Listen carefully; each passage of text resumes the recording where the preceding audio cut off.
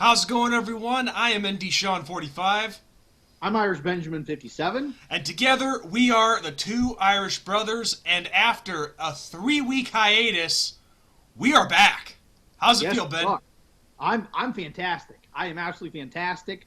Notre Dame football happened yesterday. Can't complain. College football is quote unquote back for us, so no complaints on my end. I'm excited. Well, same here. I definitely second that. But also, just to everybody watching, we missed you guys. We're sorry that we hadn't been able to put anything out in the past few weeks. But hey, things come up, and well, I explained that already. But we're back now. That's all that's important. So Yep. let's get down to business. Yesterday, the Irish took care of business of their own, beating Florida State 42-26.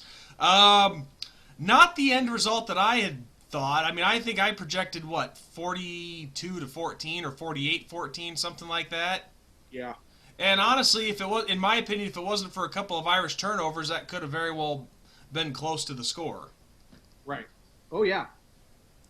Yeah. It was an interesting game, and there were a lot of factors that went into that game yesterday. Not just for us, but Florida State, and the end result is a win. And we saw very quickly that it's been mayhem thus far in the college football landscape. There were a lot of upsets yesterday. There's been a lot of upsets this year.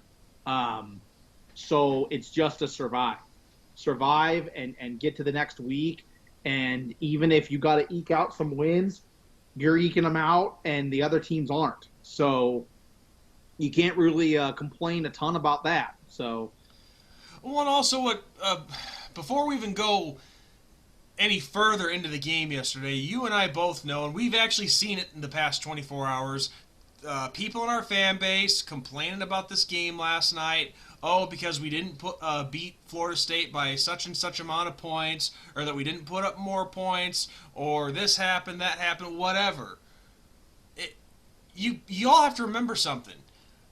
This team has not been able to have any kind of football activity, at least physical football activity, for 2 out of these last 3 weeks. yep. So we were just able to return to practice this week. Right. So Yeah, and that's one of the factors. That is the biggest factor for Notre Dame. Florida State played last week. They hit somebody last week. We didn't. So I feel like a lot of people don't give and didn't give Florida State enough credit. I get that their record doesn't show what they really are, but people got to remember this is a Florida State team that has had 3 out of the last 5 years top 15 recruiting classes in the country. yeah, so they still bring the talent in. They have a very, very talented team. Now, they haven't been able to put it together on the field. Their record speaks for itself, but the talent is there. And you're not going up against easy guys to go up against. You're going up against good guys. And I think it was Corey Robinson posted yesterday on Twitter. He goes, you got to remember, when Notre Dame plays somebody, that's their bowl game, in few words. And he's right. He's totally right. People bring it against Notre Dame when they play us. So I'm not saying it's excusable like what happened. I'm not saying that because the defense has some glaring issues, but factors need to be taken into effect and into account. Yes, absolutely. And even though the defense in particular, they didn't have the best performance last night, they still were able to make some good plays too. I mean, Yeah. they had Sean Crawford had the nice interception there at the end.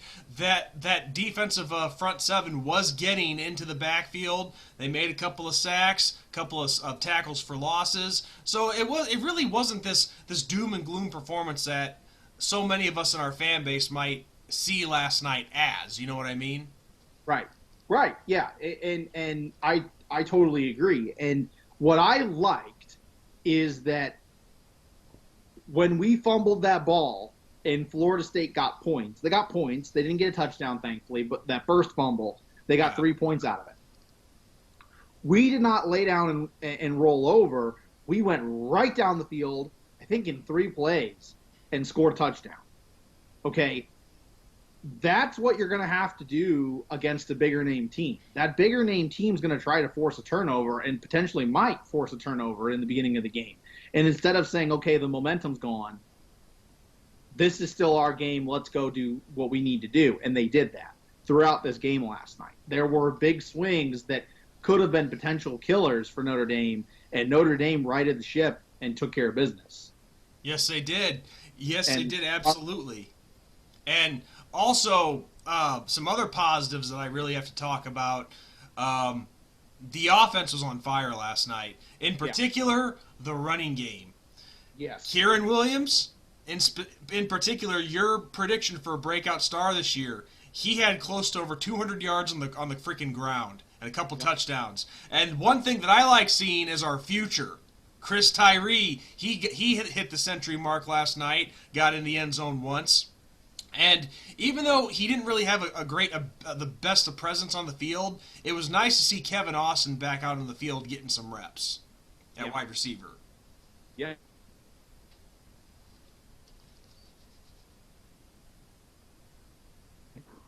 I think a lot of it was overshadowed, quote unquote, by the defense's performance.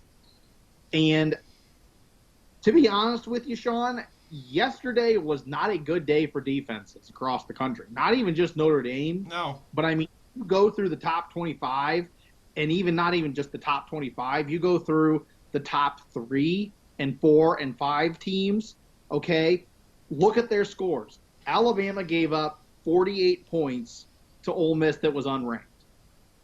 Florida gave up 41 points as the number 4 team in the country to Texas A&M. Number 8, North Carolina gave up 45 points to Virginia Tech. I mean, so were we the only team that struggled on defense yesterday? No. Clemson was really the only team that didn't, quote-unquote, struggle defense-wise, and that was they gave up 17 to Miami. Well, shoot, if all those teams are giving up points in the 40s and 50s, then us giving up 26 points, that doesn't look too bad. Right. So I think this is a year that there just isn't going to be great defense. And I wonder if it is because a lot of teams aren't really tackling in practice due to COVID. I wonder how many teams are legit scared that if their guys have contact with each other, because the easiest way to catch COVID is contact. It's really hard to catch it anyway else, according to the CDC. So how many teams really are hitting in practice? I mean, is Notre Dame really hitting in practice? I mean, most practices are closed off to the public. So what are they doing? I mean, we don't know, So, I mean, yeah, it looks bad on paper. I get it. Giving up 26 to a very underachieving Florida State team looks bad. But what's really going on? Is it that we stink, or is it that we just don't have that practice? I don't know. It could be a number of things, but at the same time, though, the people that are reading, in my opinion, way too much into this, and it's like what the last 24 hours, it's like what I've heard in the past. Oh, if we don't beat a team by 30 or 40 points, then we suck, right? Well, like we already covered, we haven't played in 3 weeks. 2 of those weeks we couldn't do anything, have any kind of contact practice. But it doesn't matter though. We still took care of business and beat this team by double digits. Right, and that's right. And you know what? We survived. That's the biggest thing this year is survive, because we have seen it from the beginning of the season that teams are dropping like flies, not with COVID, but with losses. We have 2 SEC teams left that are undefeated. And at the end of next week, when we play Louisville, there will be 1 SEC team undefeated. In the ACC, we have 3: Notre Dame, Clemson, North Carolina. And that's it. Well, all 3 of those teams, they're going to play each other out. So, I mean, I don't think the Big Ten goes undefeated. I don't think there's a team that comes out of the Pac-12 undefeated.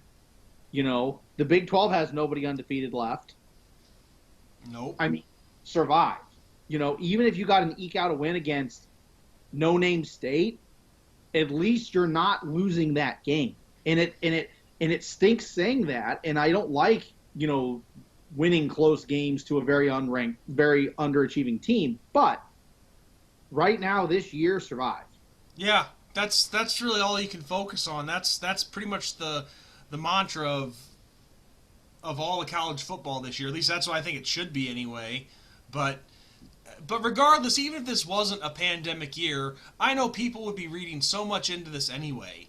And let's just say, for the sake of argument, let's say COVID wasn't around. Well, guess what? You're going to have teams that all of a sudden 1 week show up and play the game of their lives. Right. So, oh, yeah. So, no, I'm sorry, but we're not going to beat a team by 50 every game. We're not going to put up 500 yards of offense every game. It's just not. It's just not going to happen. Right. So, if a team sucks because they only win by 16, then, my God, you have way too high standards. Way too high of standards. Yeah, and I think that there's lots of momentum swings in college football. I mean, I would love to see what would have happened with Florida State if we had actually played Wake Forest after that 52-0 beatdown that we gave South Florida. Yeah. Because look at how Florida State played yesterday. Okay, they played really flat against Jacksonville State. The big confidence boost to them was they came back and beat Jacksonville State in a big way. So did that confidence boost carry over into this game? Yeah, they still had that momentum. Right. We had no momentum coming into this game. None. And that's what I was more irritated about than anything else with the whole COVID situation. If we had barely beaten South Florida, I would have loved going into that COVID situation. To not to sound awful, but I mean, rest, get your confidence back, all that. But we beat the crap out of South Florida, and then it's like, shit, we just ran into a roadblock, and now our momentum's completely gone. Kaput. Yeah, it's hard to keep it when you haven't played for 3 weeks. So, I mean, does the defense need work? Yes. It makes me, nervous. It does. We got Louisville. They're a dangerous team coming. And then after Louisville, we got Clemson. I mean, those are two dangerous teams, So, it is nervous. I get it. But at the same time, take it for what it is. We did what we had to do against Florida State. We beat them by double digits. Yes. Our guys that needed to balled out. Ian Book looked good yesterday. Yeah, he did. And granted, it's a down Florida State team, and I get that. But the rattled Ian Book didn't show up yesterday. The I'm poised, I'm going to roll out of the pocket, make a good pass happened yesterday from Ian Book. He, for the most part, didn't make bad decisions. And there were 2 instances where we had fumbles and turnovers that could have taken the wind out of our sails, and we righted the ship, and we did what we had to do. So that's the maturity process that I want to see. We gave up some points, but everybody gave up points yesterday. Yeah. So it is what it is. Survive, continue, get better, and let's not have this COVID thing happen again, and let's go for it. Yeah, and to all the people out there in our fan base that are being so negative, the sooner you get everything that was just said implanted in your minds, the better off you'll be. Right. And you'll see that things aren't really as bad as they appear to be. I mean, yeah. Oh no, we only won by 16 points instead of 50. You know what? I'm happy with either. So. Right. Yeah. No. Anytime you can beat a Power 5 team by double digits, whether it's a down Florida State team or a very superior team in Power 5, is a good day. Yes, absolutely. And you got to remember, the really big, highfalutin Georgia Bulldogs gave up 21 points to Tennessee yesterday. Yeah. I mean, we all heard about how great their defense is, and how dominant they're going to be, and how scary they are and all that. Okay, you gave up 21 points at home to a team that you were expected to beat up on. Well, it was a team that they were losing to for a while. So, yeah, I mean, football is a game of momentum, and there used to be a show, and I don't think it's around anymore. It was called The Numbers Don't Lie, or whatever, on ESPN. I think I know what you're talking about. And it was neat. It was a kind of a neat show, But at the same time, numbers don't tell you the whole story. There can be a bunch of touchdowns in garbage time that a team gives up when they put in their third and fourth string guys. And is it that they sucked and they gave up all those points, or that they gave up those points because it was garbage time? That's a good point. So, and the same can be said with, that team that's not supposed to score a bunch of points gets hot and has something in their water that day, like Florida State did yesterday, and they come out strong. And Florida State came out strong yesterday. They played probably the best game they've played all season against us. Yeah, that's a fair assessment. And I think people need to give more credit to Florida State, and I give them a lot of credit. Well, I really do. We're in this conference for this year, but it doesn't mean it's easy competition. It's not. This conference currently has a bunch of teams ranked. Yes, absolutely. What does that tell you about the competition level? It's tough. If the numbers don't lie, then okay, we have all these ranked teams. Yeah. But overall, yesterday's game was a very solid performance, bouncing back from our little COVID scare. And this is our chance to get right back on track with with our season and get the momentum back.